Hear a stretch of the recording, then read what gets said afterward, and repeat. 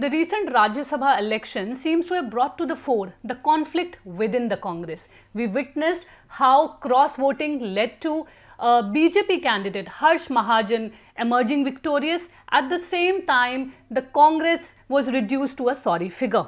Well, what exactly is happening in this hilly state, and can Sukhvinder Sukhu-led government, will it be able to survive the rebellion by these 6 Congress MLAs who have now been disqualified? To talk about all these issues and to offer a greater perspective, we have with us Ashwani Sharma, a veteran journalist based in Shimla. Welcome to ThePrint, sir. Thank you so much. We also have with us political editor who will also offer his perspective on this entire episode. Well, without much ado, let's begin today's episode. Ashwani ji, I would like to know, our viewers have sent a number of questions, so I would like to begin with that. Garvit Bhardwaj wants to know that we have seen rebellion in Himachal Pradesh Congress. Chief Minister Sukhu is alleged to control or centralize power, but has failed to satisfy his own MLAs, leading to cross-voting. Despite knowing well that BJP candidate also has strong linkage within Congress party. He's asking, is Congress about to lose its only government in North due to poor high command leadership, which is not able to control its own leader at state level? And as in Himachal, one wants to control power and other wants to indulge into rebellion, but no one wants intra-party discipline. Very interesting. Himachal Pradesh has never seen this kind of a turmoil over a Rajya Sabha elections. This is first time that the Rajya Sabha elections had really gone bad for Sukhvinder Singh Sukhu, who has just completed 14 months in the power. Right.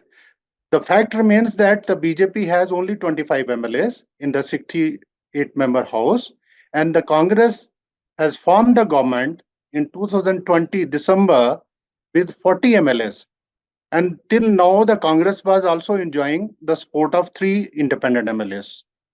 So when this Rajya Sabha election came, it was a very surprise that the BJP has fielded its candidate. And who was the candidate? It was Harsh Mahajan. Harsh Mahajan is a former minister and who was a loyalist of former Chief Minister Vikramaditya Singh. Earlier to that, Harsh Mahajan has remained a loyalist of Pandey Sukharam, who was telecom minister. But he changed the side and came to the Vikramaditya Singh and is confident till Vikramaditya Singh was alive. After Vikramaditya Singh's death, Harsh Mahajan sweared his relations and came to the BJP before the last elections. So everybody was surprised why the BJP is interested in a Rajya Sabha seat where it has 25 MLAs.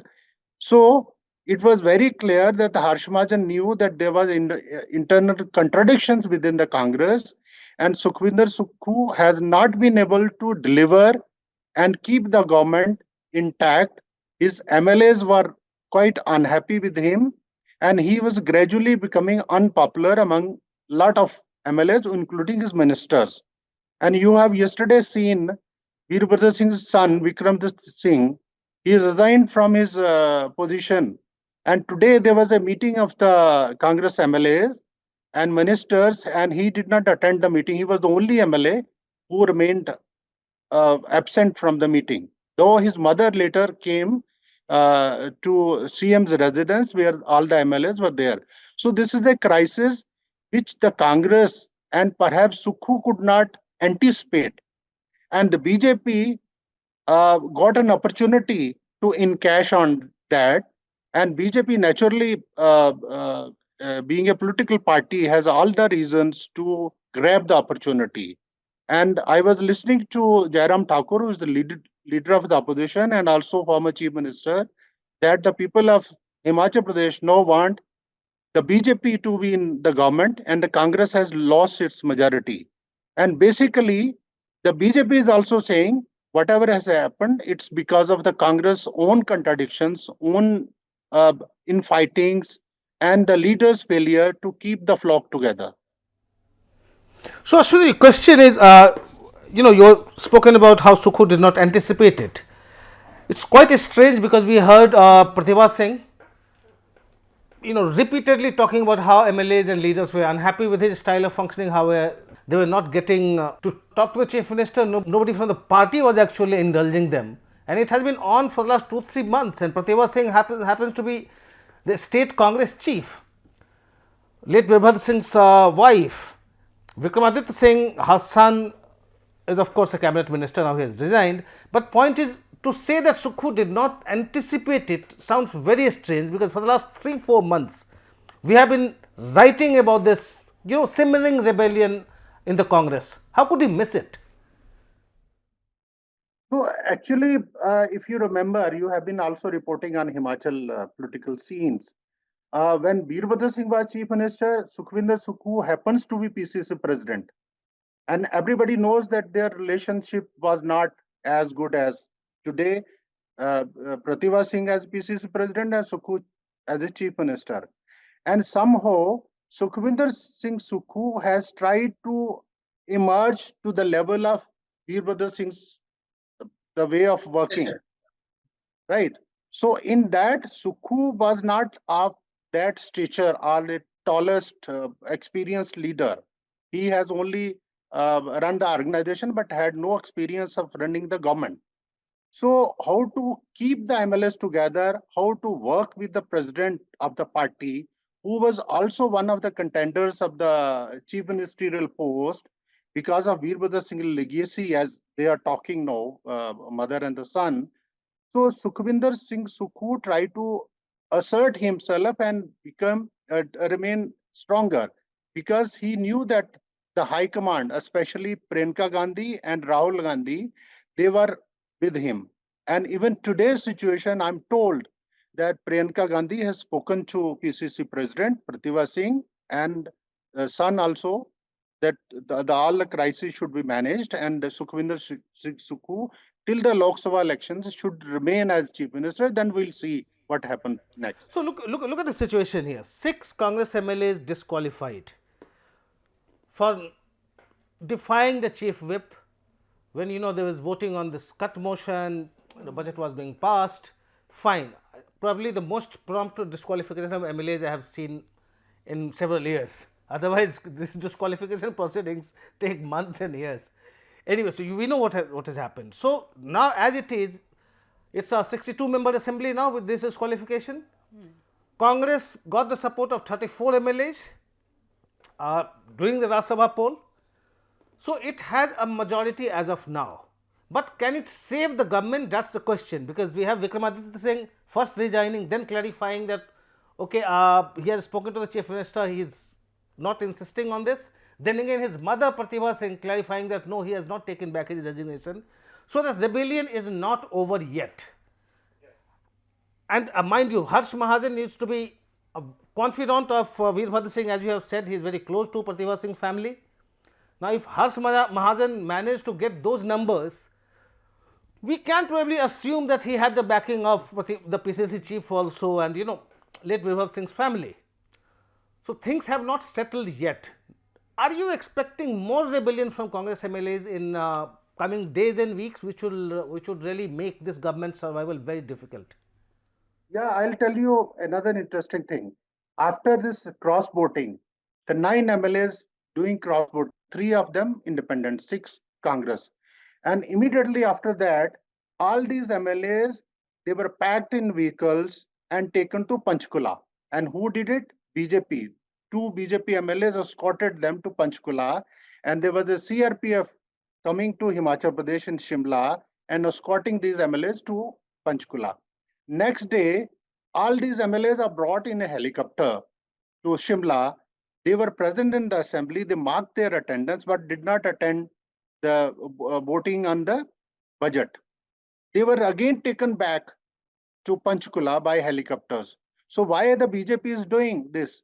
So BJP definitely has some game plan, and even today, since morning, they are into sitting in a hotel, all the MLAs, and Chief Minister, former Chief Minister and leader of opposition, he says that sooner or the later this government will go. So definitely the Congress is not doing everything free for all. So, the BJP. So BJP definitely has some plan, and the Sukhu's trouble is not over. He may have survived this crisis right now till today and has got the budget passed also because all the 15 BJP MLAs were expelled from the house at that time. So it was easy to floor manage and get the budget passed. But definitely BJP has its game plans ready, and the Congress is still in the crisis. So, within the assembly, of course, the speaker played a crucial role in saving the government. But now what?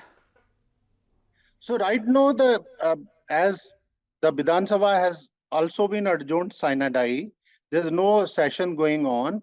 Budget is passed, so Sukhu can relax for some days, and the High Command's team, which was here, DK Shiv Kumar, Bhupinder Singh Hooda, and the General Secretary in charge, Shukla ji, he was here, and they have gone back with the feedback. So let's see what comes next for the Sukhu. But right now, Sukhu is very much in the chief minister position, but the crisis is not over. So, Sukhu was completely out of control because most of the rebel MLAs, at least Congress MLAs, happened to come from his home turf, Hamirpur. And still he could not manage them. That's very clear. He cannot manage it. Whether the High Command can manage it now, well, looks very improbable. But anyway, if the High Command decides to drop Sukhu and go for a new phase, do you think it will mollify I mean, I'm not talking about disqualified MLAs, but at least prospective rebels? So actually, the position is now Speaker has announced his decision, disqualifying 6 or unseating 6. Yeah, so let's keep them aside. As for other people who may still not be happy and who may not have resigned but are not happy, would it mollify them if Sukhu is replaced by another face? Yeah, some of them have been demanding that we don't want the Congress government to fall, but we want the chief minister to be replaced. But the chief minister, right now, you know, has the backing of the high command. So let's see how the things, now the ball is in the court of the high command, how they decide. So, no, so my question therefore is a bit hypothetical. If the High Command sacrifices Sukhu and installs somebody else as the chief minister, would it avert the crisis? Would the government survive?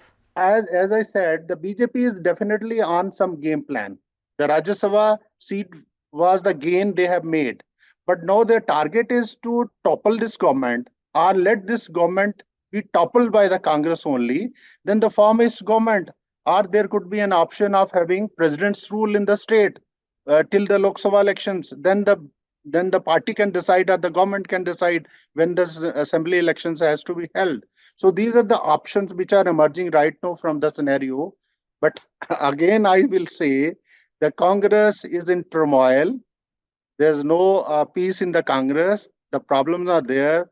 Pratibha Singh has said today that the decision which Speaker took was in a haste. It should not have been taken so early, as you also mentioned. So the whole thing is, the pot is boiling. Ashwani ji, Kartik Parashar, one of our viewers, also wants to know, you mentioned Vikramaditya Singh and how he has resigned from his post. He wants to know, is there a possibility of Vikramaditya Singh leaving the Congress and joining the Bharatiya Janata Party? There was a lot of speculations that Vikramaditya Singh is also toeing the line which the rebel MLAs have taken. But right now, he is denying that he has no move to switch over.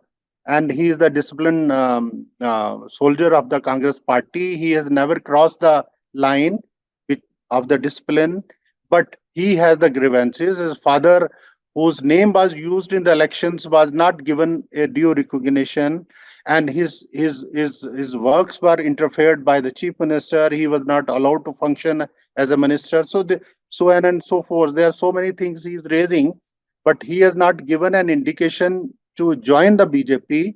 And another important thing that yesterday when he emerged in a press conference to announce his resignation, there were only 2 MLAs with him. So rest of their flock is away. And these 2 MLAs today attended the meeting with the chief minister, the BJP Legislative Party meeting. They were there, both the MLAs who were with him. So I think Vikramaditya Singh will come to the BJP if he has a number. Right now, he doesn't have the MLAs with them. Whatever they say, the Vikramaditya Singh legacy or whatever. Now it is up to him or his mother because Lok Sabha elections are coming. So they have to have their own strategy how to fight the Mandi Lok Sabha or to stay in the ministry, whatever. He yesterday, in fact, said the ball is in the court of the High Command. I have raised my points earlier also, and today also I have mentioned all those my grievances. So let the party respond to them.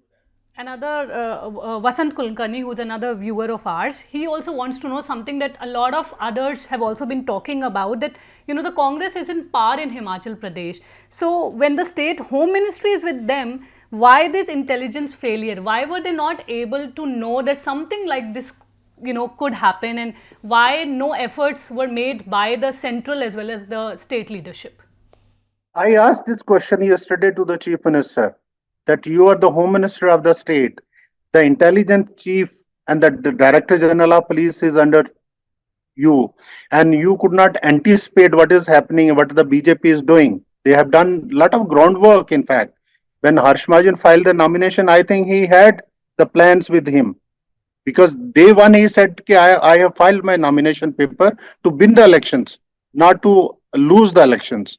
So he should have anticipated, but definitely there is the intelligence failure. There is also failure of applying political acumen. The Vikramaditya Singh when become chief minister 6 times, and at least 3 times I remember he fought with the high command to become the chief minister. He managed his MLAs, sport, and then become the chief minister. You know, so Sukhu could not do that, or the kind of political advisors around him were not wise enough to anticipate or give him the right kind of input. So the collapse happened. So now he is in trouble.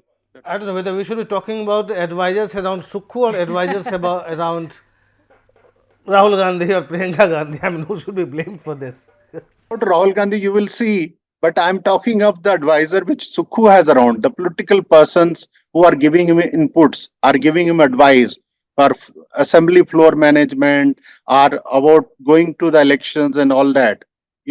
So that is the problem right now. No, because we are talking about intelligence. There was not much for intelligence to say. We heard right up to the eve of the Rajya Sabha polls. Right. You had MLAs like Rana, Sharma. They were all talking against the chief minister. So writing was on the wall. I mean, it was very clear for all to see. I don't know how could the CM or the Congress High Command not see this. So, in fact, Sukhu has been telling that this kind of things, the rebellion keeps on happening. This is the talk before this happened. He says, so what if there are 5, 6 MLAs speaking against me, not happy with me? It's okay.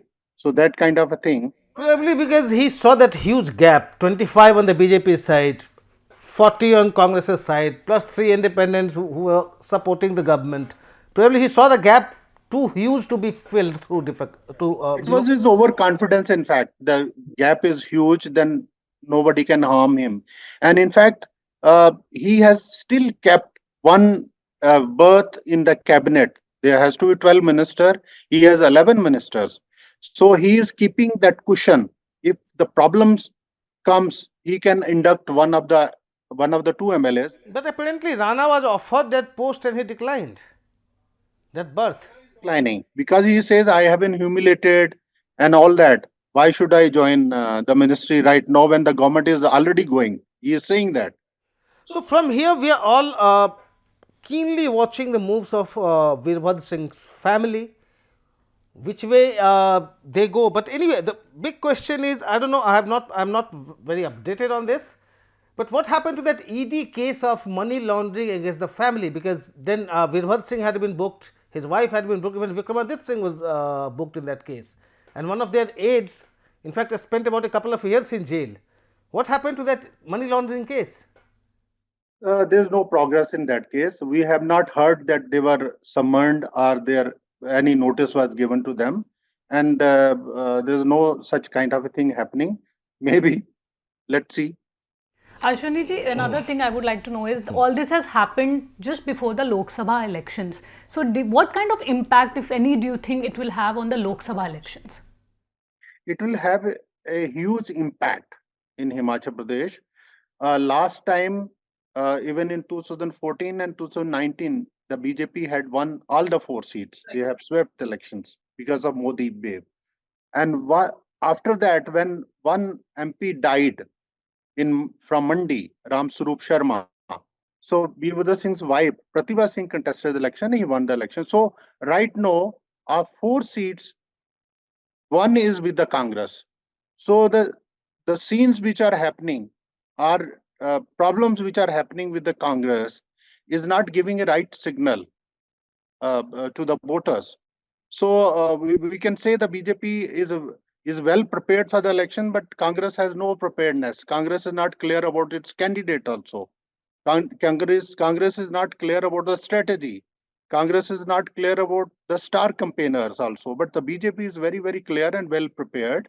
So right now, we can say the crisis right now happening in Shimla will also impact because the MLAs which has been expelled, now they have to seek elections if there's no intervention of the High Court or the Supreme Court. So they have to go for the elections. That is another problem which the Congress will face now. Talking about this Mandi bypoll, if I remember it correctly, the BJP candidate had won by about 2.5 lakhs in 2019, and yet in the bypoll, Birvad Singh's wife managed to beat him. That was a big, that tells us how impactful that family has been politically in Himachal for the Congress. And Birvad, yeah, you want to say something?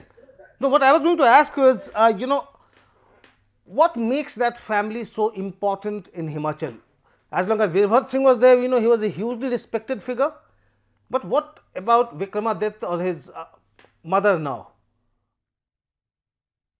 When Mandi election happened, Birvad Singh had died only recently, few months.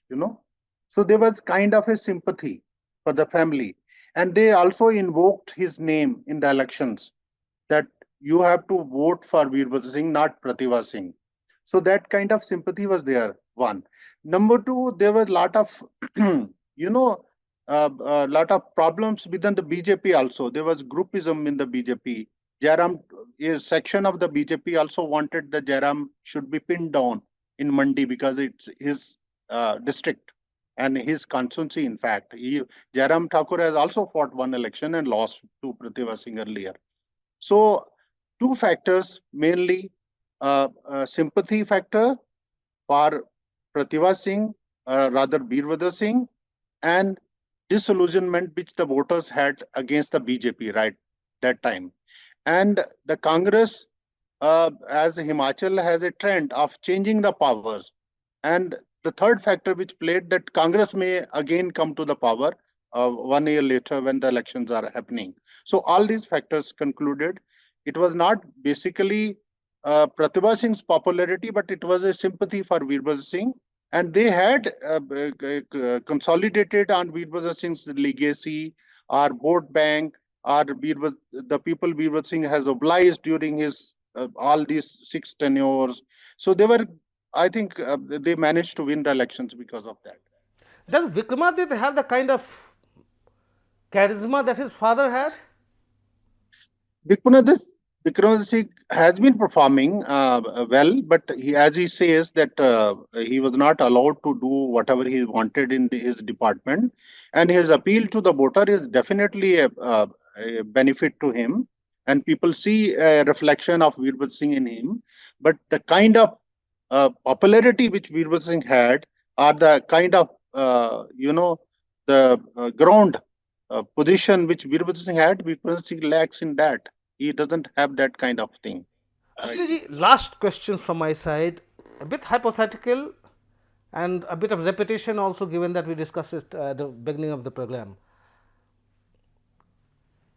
Now, from here onwards, say our next 10 days, 20 days, what is your prediction? Is this government going to survive, or is it going to go before the Lok Sabha election? I'll reply in another way. The BJP is preparing to throw this government out and form its own government if they do some kind of a management. So if more MLAs joins them. So in fact, it's the Congress which is going to lose. The BJP has all the gains to his credits. I think forming the government will be difficult because they only have 25 MLAs, and then again you have to go for by-polls. Even if Congress MLAs defect, more Congress MLAs defect, there will be by-elections. Long way to go. I think the president's rule is something that the BJP must be working on at this stage, at least. So I'm saying the BJP is up to the game to topple this government, as the leader of opposition, as Harsh Mahajan is also saying that sooner or the later this government will go and the BJP government will be formed. So how they form the government? The plans are with the BJP, and these plans are secret, and they are definitely working on some plans. So let's see how the scenario changes, because in politics, all the options happen sometime very suddenly. There are surprises in the politics. So we are expecting surprises, but as I said, for the sake of repetition again, there are problems, and within 14 months of this government, Congress government, there are problems, and there are also issues that BJP has been publicly saying that they have not been able to fulfill their guarantees, 10 guarantees, which the Congress has promised during the elections. Rather, Sukhu was given a list of these guarantees, and he was not even a chief ministerial sole candidate. There were three candidates at that time. Now it's up to Sukhu to deliver, to govern, and to keep the flock together. Well, thank you so much for this deep insight. I'm sure our viewers have a much better understanding of what's happening in Himachal Pradesh and what to expect in the coming few days. Thank you so much for joining us. Thank you so much, Deepthi.